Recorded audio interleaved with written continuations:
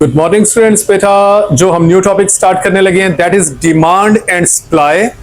और demand and supply के अंदर भी एक टॉपिक हम जो फर्दर स्टार्ट करने लगे हैं that is theory of demand, और उसके अंदर भी first lecture because this is a long topic. तो demand and supply is the major topic. उसके अंदर फर्दर जो सब टाइटल है that is theory of demand, और थ्योरी ऑफ डिमांड के अंदर भी फर्स्ट लेक्चर हम स्टार्ट करने लगे हैं। So be very attentive. First definition is utility is the satisfaction people get from consuming a good or service। जब भी कोई consumers जो है वो good और service को use करके satisfaction हासिल करते हैं that is called utility। Utility varies from person to person. जैसे नीचे एक एग्जांपल हम देने लगे हैं कि याद रखें कि यूटिलिटी जिसको अभी हमने कहा है दैट इज कॉल्ड सेटिस्फैक्शन। ये हमेशा varies from person to person. जैसे एक क्रिकेट खेल के एक बंदे को अगर जितना मजा आता है दूसरे को मे बी उतना मजा ना आता हो सकता है उससे ज्यादा आता हो या हो सकता है उससे कम आता हो। यानी इसका मतलब है satisfaction varies from person to person. जैसे एक एग्जांपल हम यहाँ पे लेने लगे हैं कि some people get more satisfaction from eating chips than others। कि दो बंदे चिप्स खा रहे हैं, हो सकता है one person is enjoying a lot more than the other क्योंकि satisfaction varies। ओके जी, अब आप इसको नेक्स्ट इसमें पढ़ने लगे हैं definition of the demand. Desire refers to people's willingness to own a good. तो बेटे जरा ध्यान से, अब ये छोटी छोटी डेफिनेशंस आने लगी हैं। जैसे ऊपर आपने यूटिलिटी की डेफिनेशन पढ़ ली है, अब आप डिजायर की डेफिनेशन पढ़ने लगे हैं। Desire refers to people's willingness to own a good. कि जो लोगों की ख्वाहिश होती है कि ये चीज मेरी हो जाए, मेरे पास हो, दैट इज कॉल्ड डिजायर। जैसे आप कर सकती हो कि मेरे पास एक बोइंग जेट हो, मेरे पास एक बहुत बड़ी यॉट हो, मेरे पास एक बहुत बड़ा फार्म हाउस हो। बेटे that is desire because you actually have the willingness to own that thing. आप उसको लेना चाह रहे हो। ओके जी, अब हम डिमांड की डेफिनेशन पढ़ने लगे हैं। डिमांड और इफेक्टिव डिमांड ये दरअसल एक ही चीज के दो नाम है। Is the quantity that a buyer is willing and able to purchase at a given price in a given period। तो बेटे डिमांड दरअसल होती है दैट क्वांटिटी जो कि कोई बायर विलिंग भी करे यानी उसकी ख्वाहिश करे एंड एबल टू बाय और उसको ले भी सके at a given price in a given time. जैसे अब मैं बोइंग जेट लेना चाह रहा हूं, सपोज करें, अगर तो मैं लेना चाह रहा हूं तो अभी तो ये है डिजायर, लेकिन अगर मैं लेना चाह रहा हूं और मेरे पास उतने पैसे भी हैं और मैं उसको ले भी लूं दैट इज डिमांड। यानी उतनी आप काबिल भी हो कि आप उसको ले लो। अगर तो आप उसको नहीं ले पा रहे, सिर्फ ख्वाहिश है, तो फिर तो वो डिजायर है। लेकिन अगर आपके पास ख्वाहिश भी है, आप लेना भी चाह रहे हो और आपके पास ताकत भी है तो दैट इज डिमांड। तो ये अपने माइंड में क्लियर रखिएगा। Okay, one may want to buy a Rolls Royce but unfortunately does not have the sufficient money to be able to demand it। तो ये देखें बेटे कि एक शख्स जो रोल्स रॉयस ये बहुत महंगी कार होती है उसकी वो ख्वाहिश तो कर रहा है कि उसके पास हो, अभी तक इसका मतलब डिजायर है, लेकिन unfortunately does not have the sufficient money, लेकिन उसके पास इतना पैसा नहीं है तो not have to be able to demand it, तो इसको वो डिमांड नहीं कर सकेगा।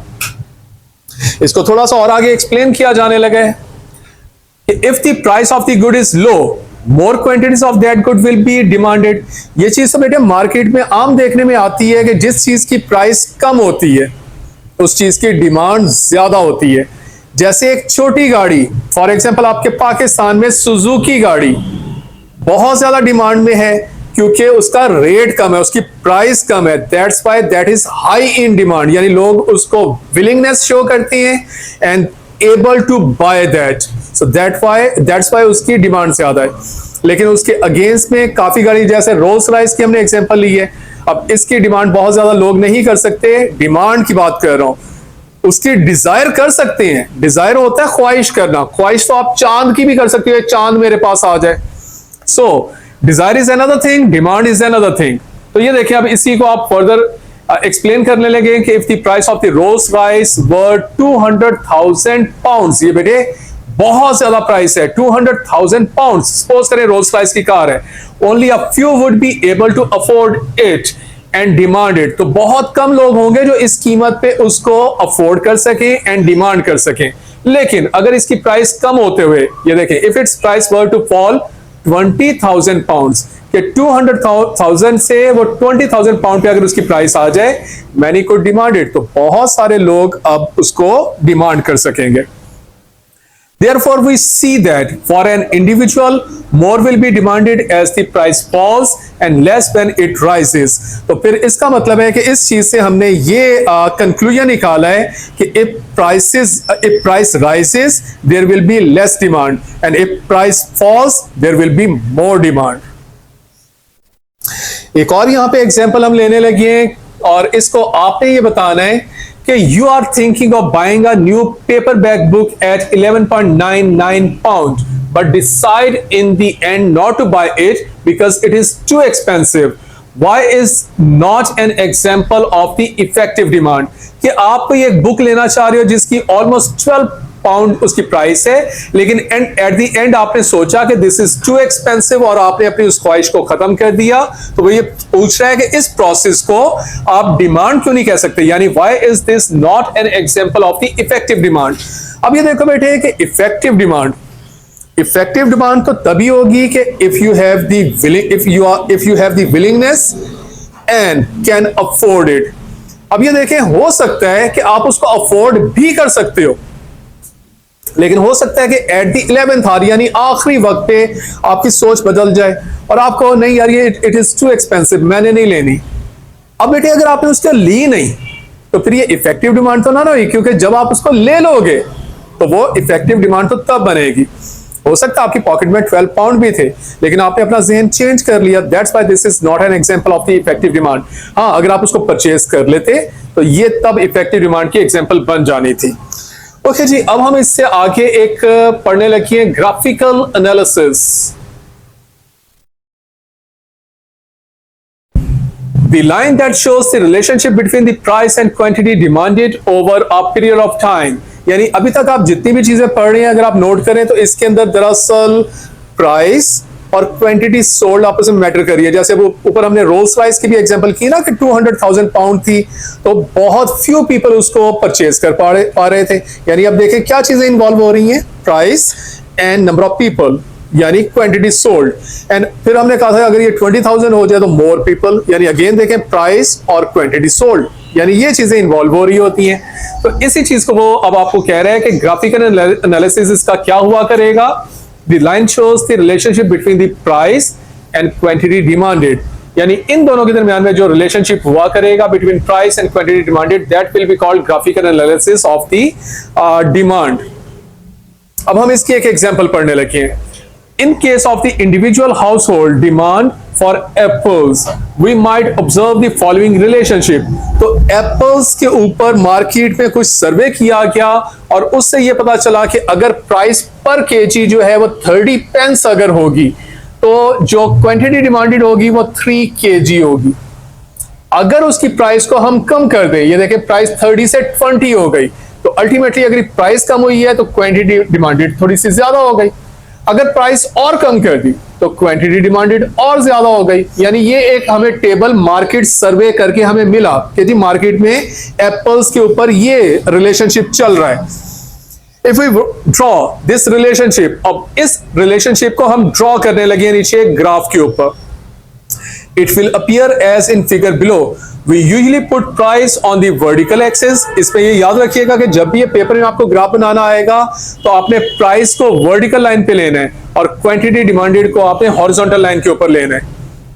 And quantity demanded on the horizontal axis. The line connecting the observation is the demand curve. और जब आप इन पॉइंट्स को प्लॉट कर दोगे, यानी दिस इज 1 पॉइंट, 30 and 3 का पॉइंट आप प्लेस करोगे, फिर 20 and 4 का पॉइंट प्लेस करोगे, फिर 10 and 5 का प्राइस पॉइंट प्लेस करोगे, 3 पॉइंट्स आप प्लेस करोगे और जब आप इन तीनों पॉइंट्स को with the help of the line draw कर दोगे तो वो दरअसल डिमांड कर्व बन जाएगी। Although in this case it is a straight line demand curve, generally a demand curve slopes downward from left to right. तो बेटे याद रखिएगा कि ये जो केस अभी आपको दिखाने लगे हैं, इस केस पे तो ये एक स्ट्रेट लाइन ग्राफ बनने लगा है।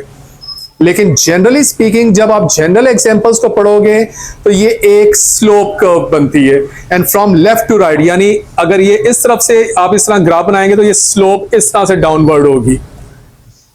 तो इसके क्वेश्चन हम अभी करेंगे प्रैक्टिस क्वेश्चंस पे। तो ये देखें जी, जो अभी आपको ऊपर ग्राफ दिखाया गया था उसमें आपने ये देखा था कि 30 पेंस के ऊपर 3 kg डिमांड थी, 20 के ऊपर 4 kg की डिमांड आ गई, एंड 10 के ऊपर 10 पेंस के ऊपर 5 kg की डिमांड आ गई। यानी एक पॉइंट ये बन गया था, एक ये, और with the help of the straight line जब आपने इनको ज्वाइन किया तो this is called demand curve. Okay बेटे, नेक्स्ट इसमें एक छोटा सा क्वेश्चन पेपर में ये भी आ जाता है कि why does the demand curve slopes downward. अभी आप ये ऊपर मैंने बताया भी है कि जब ओरिजिनली आप इसका क्वेश्चन किया करोगे तो वो स्लोप डाउनवर्ड इस तरह बनेगी, एंड क्वेश्चन है कि क्यों। Okay, the price and quantity demanded of a good have an inverse relationship. ये बेटे डाउनवर्ड इसलिए होती है क्योंकि अभी आपने ये पढ़ा है कि प्राइस एंड क्वांटिटी डिमांडेड का इनवर्सली प्रोपोर्शनल इनका रिलेशनशिप होता है। इनवर्सली प्रोपोर्शनल कहते हैं कि if one thing is increasing other thing will be decreasing. जैसे प्राइस अगर ज्यादा होगी तो क्वांटिटी डिमांडेड कम होगी, एंड अगर प्राइस कम हो जाएगी क्वांटिटी डिमांडेड ज्यादा हो जाएगी। यानी इसलिए क्योंकि ये एक दूसरे के उलट होते हैं, दैट्स व्हाई स्लोप डाउनवर्ड होती है ये कर्व। तो ये देखिए, आप उसके पॉइंट्स देने लगे, पेपर में भी आपने इस तरह देने होंगे। At higher prices consumers will be less able and willing to buy the product, and at lower prices consumers will be more able and willing to buy the product.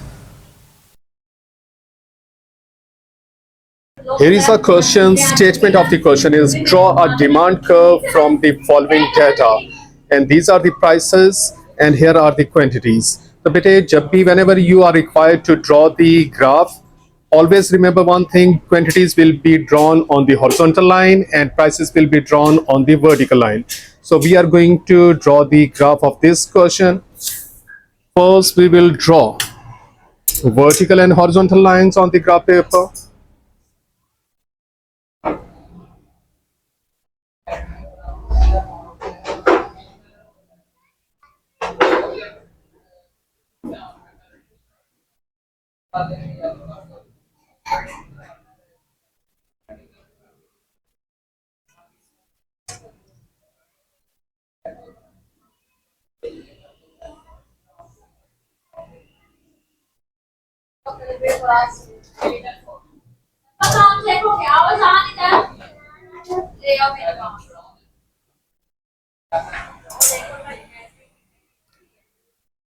Okay beta, here is origin, and on vertical line we will show the price,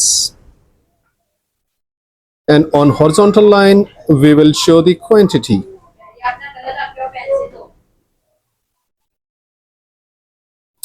And the values on the prices are from 5 to 20 and quantity demanded are from 1 to 7. So quantity is from 1 to 7. We will show 1, 2, 3, 4, 5, 6 and 7, and quantities are from 5 to 20. So for example, here is 5, 10, 15 and 20. Okay bete, first point will be on 1 and 20. So here is 1 and here is 20. This is the first point. Next is 3 and 15. So here is 3 and here is 15. So this crossing point is here. Next is 5 and 10. So here is 5 and here is 10. And the last point is 7 and 5. So here is 7 and here is 5. So we have drawn the points, and now we will join these points with the help of the scale.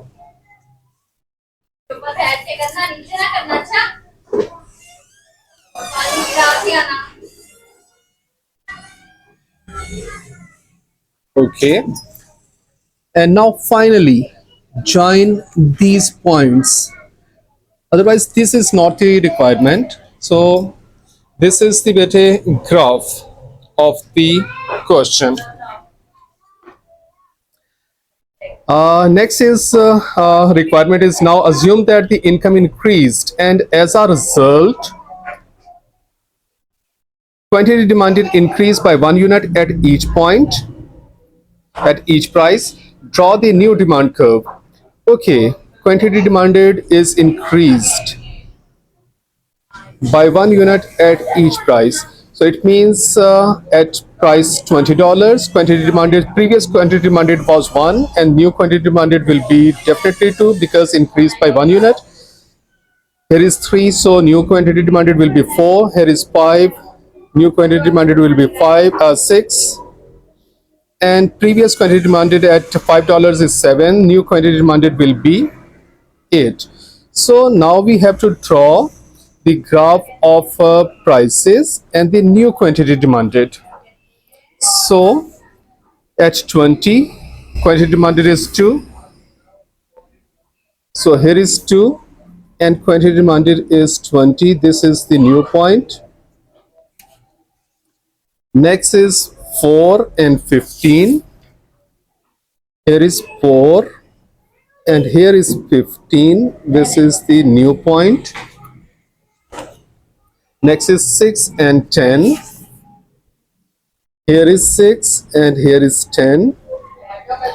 And the last point will be 8 and 5. Here is 8 and here is 5. So these are the new points. And now again we will draw these points with the help of scale.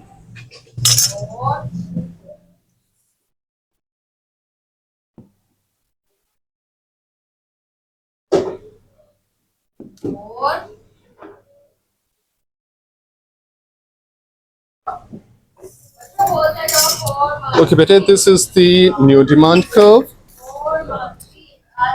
Okay, this is new demand curve and that was the previous. We will mention this on the graph paper. This is new demand curve.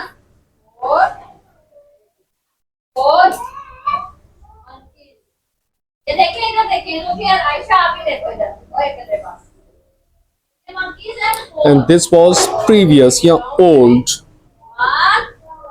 demand curve.